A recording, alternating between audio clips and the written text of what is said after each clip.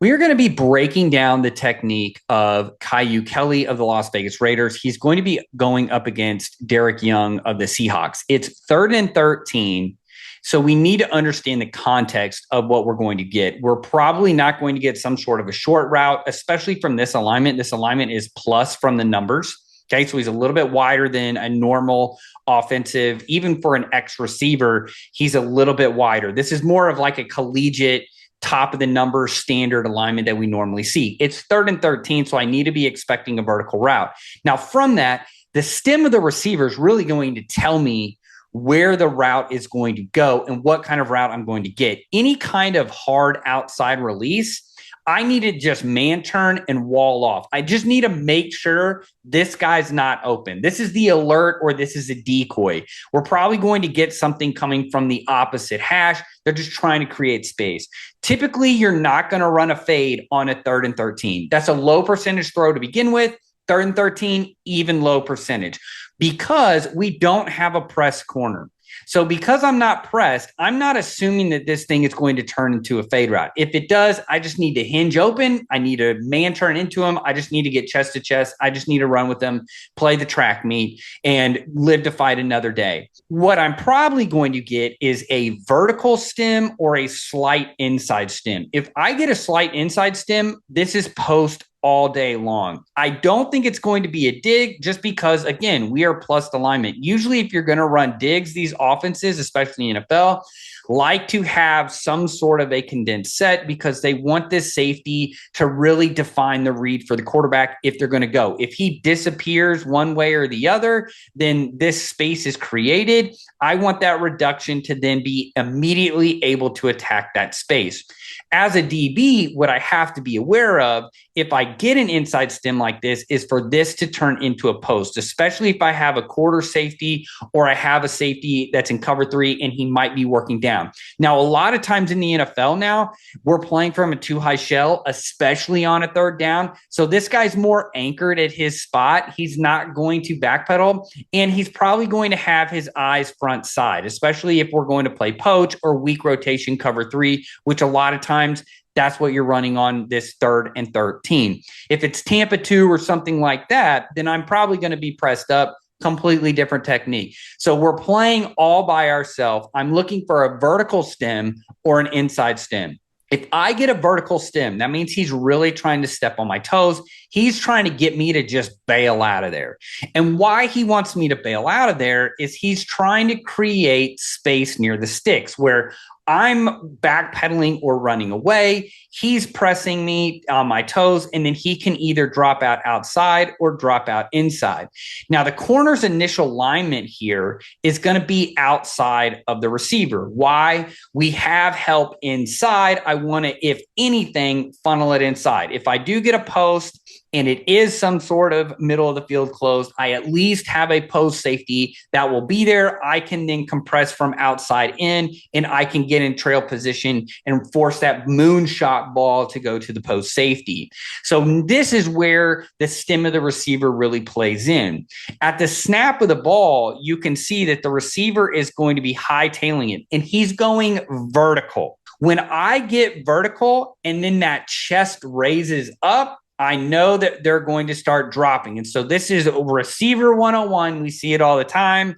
They're going to raise the chest, chop, chop, chop, and then I'm going to stop. Now, I'm sure you can tell this is not a great route by the receiver. He doesn't even press to 15 and then comes back. He doesn't even attack the sticks.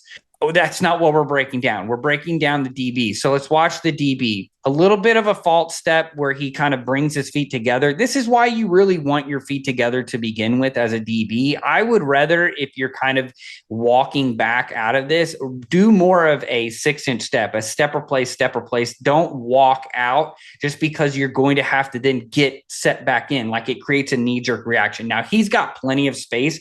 He's essentially almost 10 yards off of the guy, which it's 3rd and 13. So he's going to walk out. And what I really like about this is he gets the vertical stem. So he knows right now, this is either going to be a comeback or this is going to be a curl. I just need to prime myself to make the play. So you can see this hinge. Now notice how he's going to step replace and he gets into a little bit of a shuffle. But notice how he is not going to then get parallel to the line of scrimmage. He actually has a little bit of a shoulder tilt. And the reason why he has a shoulder tilt like that is that he can then plant and drive and attack outside, or plant and drive and attack downhill for inside for any kind of curl. We want to make sure as a DB, we are primed to make a break. So as soon as I see him come up, you can see him match tempo. Watch this. As the receiver comes up, watch 36 as he's going to then start prepping for the break.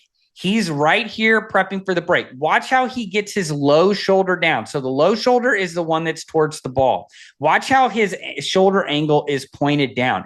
He is ready right now and primed to break on whichever way that this receiver decides to break.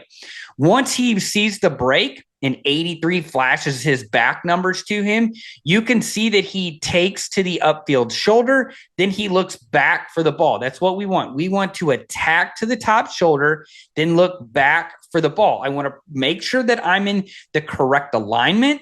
Then I'm going to look back for the ball. Once you see that this DB sees where the ball is, he's going to cut underneath of this receiver. The receiver is fading to the sideline, thinking that the throw is going to be to the sideline. The quarterback actually throws it back inside, really to his chest, and the DB attacks through his hands. Be the receiver. In this point, I see too many DBs give up picks or give up plays because they've been so ingrained in, I have to secure the tackle and slap the hands. What we really want, if we're going to secure the tackle, I actually want to punch my hands up and out. I don't want to slap down, because if I slap down, a lot of these guys have big hands. They have great, strong hands. You're just actually bringing it into their belly. So if I slap down, I'm bringing it into his belly. I want, just like I would a baseball player, I want to swing up and out as that ball is dropping down. Okay, that ball's going to then get out. And if I punch through the hands, it's physically impossible for him to catch that ball. The DB does a good job, though, of getting in front of the receiver. And look, watch how his hands match the hands of the receiver. That ball has to go through his hands before it can ever hit that receiver. He's a little bit late just because of the depth of his break. So you can see that he was the depth of his break. He's anticipating this thing to go past the sticks. It does not go past the sticks, but he does a really good job of attacking that hands and just making sure that he is the only one that can get on this ball. He's probably needs to take one more step before he lurches out, but this is a great job. And just top to bottom, we get the vertical stem. If you're a DB or a DB coach, start teaching stems. Stems, along with the context of the play, is going to tell me this. I know before the snap, I'm going to get a vertical stem. Okay, I know it's a dropout or a curl. Or if I get some sort of an inside stem and he tries to get upfield, that's all he's trying to do is press me outside and then run away to space. I get a vertical stem. He's trying to race to my toes. I love how Kelly here is patient at the sticks. He knows this isn't going to be a vertical route. And the one thing that you need to understand as a DB, if I'm capped, he's snapped, right? So if I'm capping a vertical route, that receiver is taught at the NFL and the college level, don't just keep running.